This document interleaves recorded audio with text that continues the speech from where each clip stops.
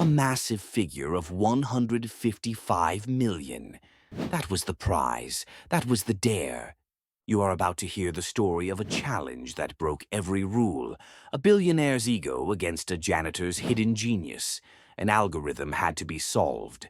An algorithmic nightmare had been plaguing the world's best minds for 3 months. Teams of MIT and Stanford PhDs had thrown up their hands. Former NASA engineers had given up. The problem was a quantum encryption protocol. It was the backbone of a multi-billion-dollar financial empire, and that empire was now crashing. The man behind it, Khalil Al-Rashid, was arrogant. He was ruthless. He was only 34, but his wealth and power seemed infinite. His perfectly tailored Armani suit couldn't hide the frustration. He had already poured 50 million into failed solutions. His stock price had plummeted. Now he stood behind his mahogany desk, staring out over Manhattan, feeling the kind of panic money could not solve. He was tired of excuses. He was tired of highly paid failures. He wanted a solution, no matter the cost. The soft hum of a vacuum cleaner cut through the tension. It was almost midnight, the invisible night crew. They moved through the office like ghosts. They maintained the pristine environment where fortunes were made and lost. The office door opened. It was not his assistant. A young woman entered. She pushed a cleaning cart. Her dark hair was pulled back. She wore the standard gray uniform. She was just doing her job. She apologized softly. "I'm sorry, Mr. Al-Rashid. I can come back later." Most cleaning staff avoided eye contact, but this woman, she looked directly at him. Her eyes were intelligent. They held no trace of fear. Khalil studied her. Something about her posture caught his attention. It was a strange dignity. He simply told her to continue. He had nowhere to go. As she moved to his desk, her cloth paused, her eyes fixed on his computer screen. The impossible code mocked him. She frowned in concentration. Khalil watched her. The silence stretched. Then she spoke. Her voice was quiet, almost a whisper. "This is quantum encryption." Khalil snapped his head up. "Excuse me." She looked away quickly. "Nothing, sir." "I should finish." But Khalil was standing now. His business instincts were suddenly awake. He pushed her. "What did you just say?" She admitted she recognized the patterns. She said she used to study computer science. Used to? Before becoming a janitor. The question hung in the air. Maya's jaw tightened. She simply said, "Life doesn't always follow the plan, Mr. Al-Rashid." Khalil smiled. He sensed a secret. He smelled an opportunity. He pointed at the impossible code. He gestured to the 50 million in failures. He had a reputation to uphold, and he had nothing to lose. "Tell you what," he said, the smooth tone of his most dangerous business moves returning. He pulled out his phone. A few taps. 155 million was transferred into an escrow account. The sound was flat. The challenge was loud. "Solve this algorithm. You have 1 hour. Walk away richer than most small countries. Fail and admit you're just another janitor with delusions of grandeur." The absurdity was overwhelming. A billionaire offering a fortune to a woman who cleaned toilets. Maya stared at him. Then something shifted. The hesitation was gone. The janitor was gone. A hardening of resolve transformed her face. 1 hour, she confirmed. She moved to his chair. She sat down. Her fingers hovered over the keyboard. Then she began to type. The speed was incredible. The precision was flawless. Khalil realized his mistake, or his discovery. Her deference was completely abandoned. This was a transformation. "The core issue isn't the encryption itself," she murmured. Her voice was analytical, confident. She was speaking a different language, the language of advanced mathematics. Khalil watched over her shoulder. He could smell her shampoo. He was mesmerized by the curve of her neck. "You're debugging 3 months of work in real time?" he observed. She corrected him. I'm not debugging. I'm rebuilding. The mathematical foundation was flawed from the beginning. He had to know. Where did you learn to code like this? Maya's hands paused for a fraction of a second. MIT, Computer Science and Applied Mathematics. Double major. Graduated summa cum laude. The casual delivery was stunning. She explained her fall. A trusted business partner. Also her fiancé, David. 00:10:21. He had systematically documented their work. He edited recordings. He positioned himself as the genius. Her, the pretty face who got lucky. He stole her patents. He stole her reputation. She was left with nothing. Turns out love makes you sign documents without reading them carefully, she said bitterly. Khalil felt an unexpected surge of anger for a man he hadn't met. He watched her work. She commanded the computer. She was an extension of it. Finally, she leaned back. There. He executed the verification sequence. He barely dared to breathe. Numbers scrolled, patterns appeared, and then the two words, the Holy Grail. Verification successful. Khalil whispered, Holy shit. Maya stood up. She smoothed her gray uniform. The escrow account information will arrive shortly. She had done it. She had calmly earned $155 million. Khalil stared at her. You actually did it? He confessed he didn't believe she was a janitor. Maya's smile turned sad. 00:14:18.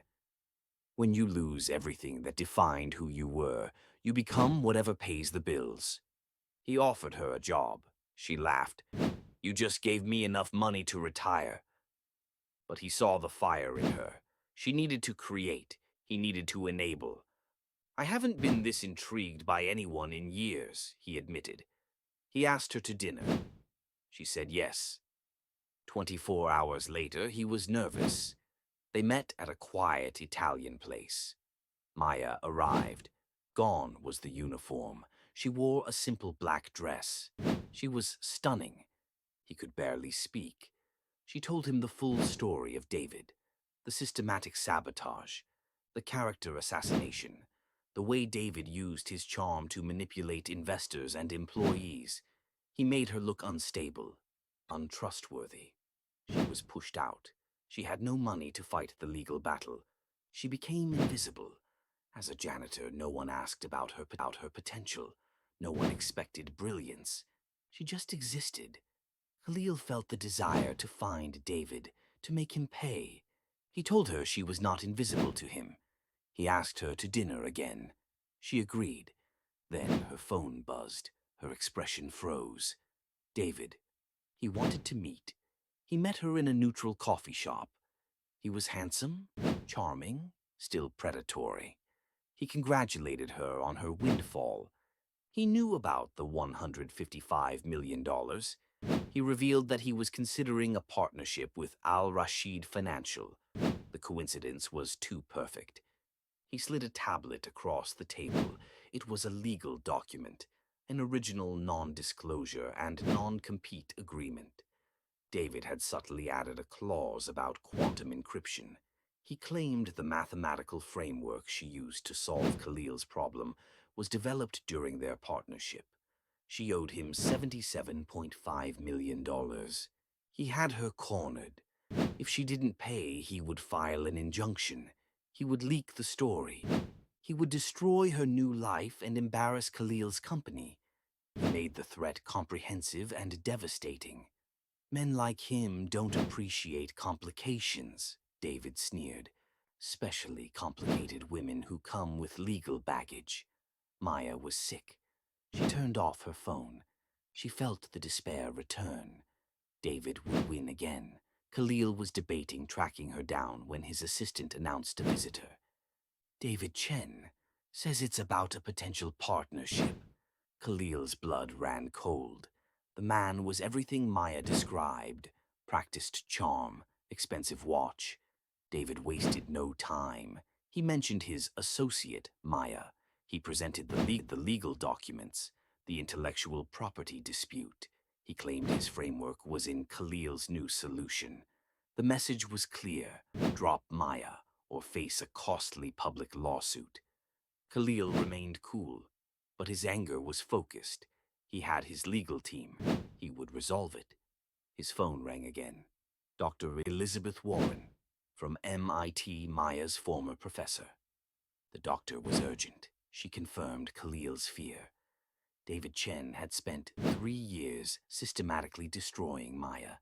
He used the same specific, fraudulent legal documentation. But she had the proof. She had the subsequent documentation, the evidence that invalidated David's claims. Maya had been legally right this entire time.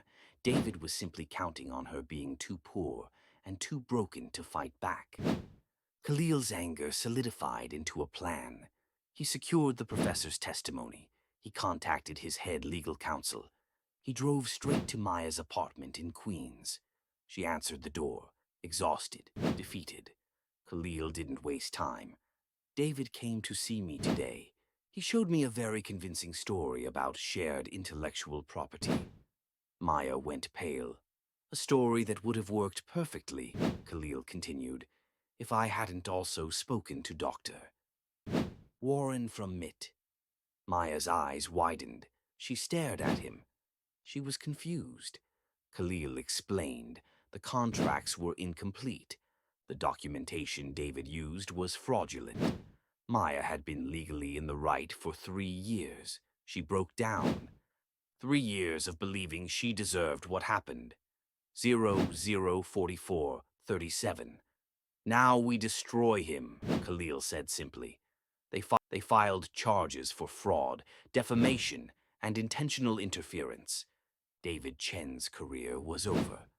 6 months later, Maya stood in David's former boardroom. The federal investigation was complete. David was ruined. Other victims came forward. The ordeal was finally over. The meaty professor, Dr. Warren, joined her. She asked about Khalil. Maya smiled. He had offered her a position as Chief Innovation Officer. She had turned him down. She needed to succeed on her own first. She couldn't leap from dependency on David's success to dependency on Khalil's. Khalil understood. He helped her secure funding for her own startup. As an investor, strict boundaries. She called it Phoenix Innovations. 3 patents filed, 12 brilliant women on the development team. All of them had been burned by men like David. Her phone buzzed. A text from Khalil. Dinner tonight. I have news. She texted back. Good news or bad news? His response came immediately. Depends on how you feel about marriage proposals. Maya's heart stopped. She had to call him. Please tell me you're not actually planning to propose tonight, she pleaded. I'm actually planning to propose right now, he teased. He called her the most brilliant, stubborn, incredible woman he had ever known. He said she made him want to be better. He loved her determination. You make me laugh. You challenge every assumption I have about the world. She was crying now, standing in David's former office. I'm not asking you to give up your independence, he continued. I'm asking you to build something with me. Ask me again at dinner, she managed. That's a bring a ring and find out. He accepted the challenge. 8 hours later, they were back at the Italian restaurant, their first real conversation spot. Khalil was terrified. He admitted he had negotiated billion-dollar deals with less anxiety. Maya told him she had something to say first. She stood up from her chair. She moved around the table, and she dropped to one knee. 005132. She pulled a small velvet box from her purse. It contained a simple platinum band. Khalil's mouth fell open. Khalil Al-Rashid, Maya said, her voice steady. You are infuriating, generous, brilliant, and absolutely terrible at taking no for an answer. You've made me remember who I was. I'm asking you to build a life with me, not as my savior or my patron, but as my equal, as the person I choose to love for the rest of my life. Will you marry me?" Khalil burst into deep, joyful laughter. "Yes, absolutely, definitely, yes." He pulled her into his arms. When they broke apart, he pulled out his own box. A stunning solitaire. "Maya Chen," he said formally. "Will you marry me back?" She grinned. "Are you prepared for a lifetime of me being right about algorithms?" He told her he was prepared for a lifetime of her being right about everything. "Deal," she said. They kissed again. The feeling was freedom. Later, walking hand in hand through the city, she reflected on the strange turns life could take. A year ago, she was invisible, broken. Now she was engaged to a man who saw her potential and who stood beside her while she saved herself. Every terrible thing that happened led her to this moment, and this was worth all of it.